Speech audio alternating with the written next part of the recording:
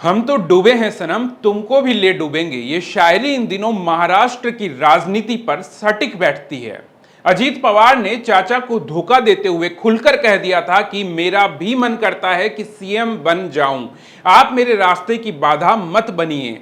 आपकी उम्र हो गई है, चार चार बार डिप्टी सीएम बन चुका, कब तक डिप्टी सीएम पर अटका रहूंगा। लेकिन अजीत पवार के साथ ऐसा लगता है कि जैसे धोखा हो गया। वो डिप्टी सीएम भी बने तो दूसरे नंबर के डिप्टी, पहले नंबर के डिप्टी तो देवेंद्र फडणवीस हैं और उन्होंने साफ कह दिया कि सीएम की कुर्सी खाली नहीं है। इसके इतर अजीत पवार खुद तो फंस चुके हैं, लेकिन उनके साथ चल रहा भाजपा का तालमेल जो कि अब भाजपा को भी मुसीबत में डाल सकता है। नमस्कार, मैं हूं शरद पुरोहित और आप देख रहे हैं डेली एनालिसिस।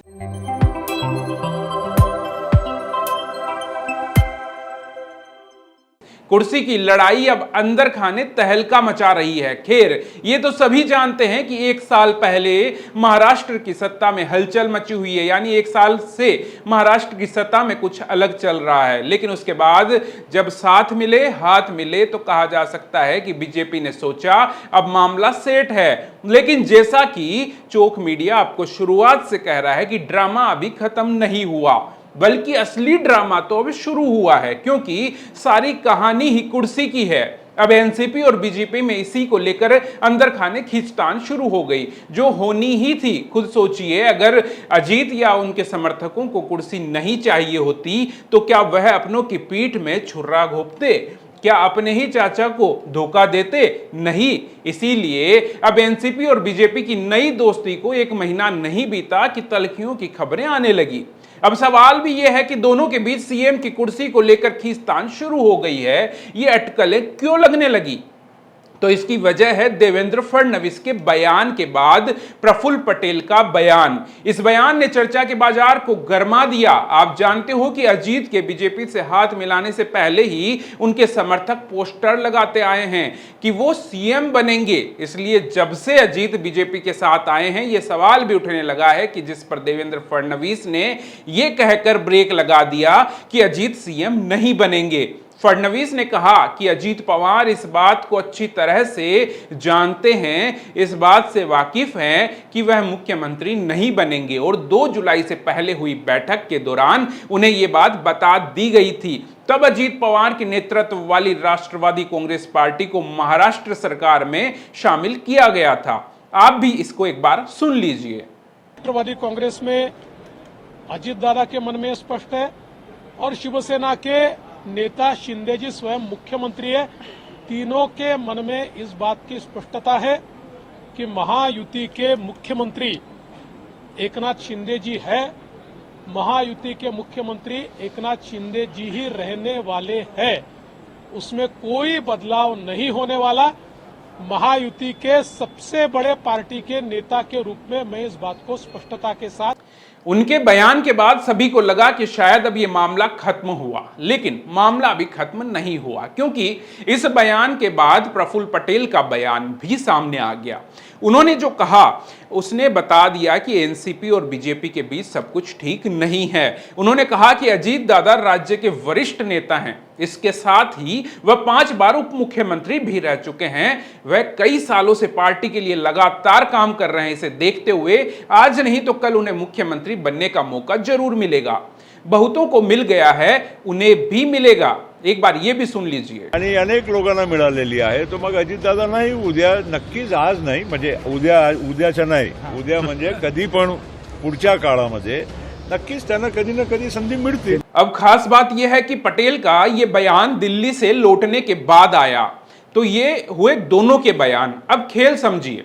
महाराष्ट्र की कुर्सी के 3 दावेदार हैं। एक तो खुद एकनाथ शिंदे जो इस समय कुर्सी पर बैठे हुए हैं, दूसरे देवेंद्र फडणवीस जो कुछ घंटों के सीएम बने थे और इस बार भी पूरी उम्मीद थी कि महाराष्ट्र के सीएम वही होंगे, लेकिन आखिरी समय में उनके ऐलान ने सभी को चौंका दिया। उन्होंने कुर्सी शिंदे को सौंप दी और खुद डिप्टी सीएम बन गए। जाहिर है यह फैसला उन्होंने खुद तो नहीं लिया होगा, कौन सीएम बनने के लिए दूसरे का नाम देगा? आला कमान के आदेश पर ऐसा हुआ होगा। यानी अभी तक उनके दिल में सीएम ना बन पाने की कसक है। अब इस सारी बातों में अजीत पवार की एंट्री हो गई। उनके समर्थक दावे कर रहे हैं कि अजीत सीएम होंगे। इसको हवा तब ज्यादा मिल गई जब एनसीपी के प्रवक्ता अमूल मिटकरी ने ट्वीट किया था कि अजीत पवार जल्द ही राज्य के मुख्यमंत्री बनेंगे। ये सब अटकलें चल रही थी और इसी बीच एक तस्वीर आ जाती है। इसमें मोदी और अजीत पवार दिख रहे हैं। ना फडणवीस उसमें थे, ना ही शिंदे उसके अंदर थे। तो इन मुलाकात में अटकलों का बाजार और गर्मा गया। अटकलें लगी तो फडणवीस बेचैन हो गए और उन्होंने आगे आकर कह दिया कि ऐसा कुछ है ही नहीं, अजीत सीएम नहीं बनेंगे। जानकार उनके बयान के तमाम मतलब निकाल रहे हैं। उनका कहना है कि भले ही फडणवीस ने कहा हो कि शिंदे सीएम हैं और वही रहेंगे, लेकिन असल में उनका कहना है कि शिंदे हटेंगे तो हम सीएम होंगे। अजीत का तो सवाल पैदा ही नहीं होता।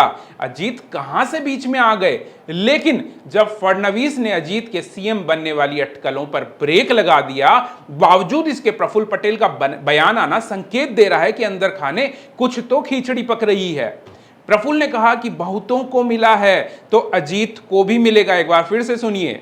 आणि अनेक लोकांना मिळालेली आहे. तो मग अजितदादा नाही, उद्या नक्कीच, आज नाही, म्हणजे उद्याच्या नाही, उद्या म्हणजे कधी पण पुढच्या काळामध्ये नक्कीच। बयान से जाहिर है कि उनका जो इशारा है वो शिंदे की तरफ था, क्योंकि जानकारों को मानना है कि शिंदे को शिवसेना को तोड़ने का इनाम दिया गया था। इसलिए अजीत को भी एनसीपी तोड़ने का इनाम बीजेपी आलाकमान दे सकता है। और दावा तो यह भी किया जाता है कि शिंदे को साइड करने के लिए ही अजीत को लाया गया। इसलिए बीजेपी अभी पूरी तरह अजीत और उनके समर्थकों पर मेहरबान है। आपको याद होगा ना कि शिंदे गुट के लगातार विरोध के बावजूद अजीत पवार को वित्त मंत्रालय सौंप दिया गया। यानी आलाकमान अजीत को साधे रखने के लिए कोई कसर नहीं छोड़ता। लेकिन आलाकमान का सिर्फ अजीत पर फोकस करना अब उसे भारी पड़ सकता है, क्योंकि शिंदे को साइड करने के चक्कर में आलाकमान फडणवीस को भी नाराज कर सकता है। यह सोचने वाली बात है। उसका ध्यान नहीं दिया गया कि सीएम की कुर्सी के दावेदार फडणवीस भी हैं। तो ऐसे में जानकार ये भी दावा करते हैं कि अगर शिंदे की जगह अजीत सीएम बने तो फडणवीस को संभालना इस बार काफी मुश्किल हो जाएगा, जो फडणवीस के बयान से भी साफ तौर पर दिखाई देता है। इसलिए कहीं ऐसा ना हो कि ये कुर्सी ही बीजेपी को ले डूबे।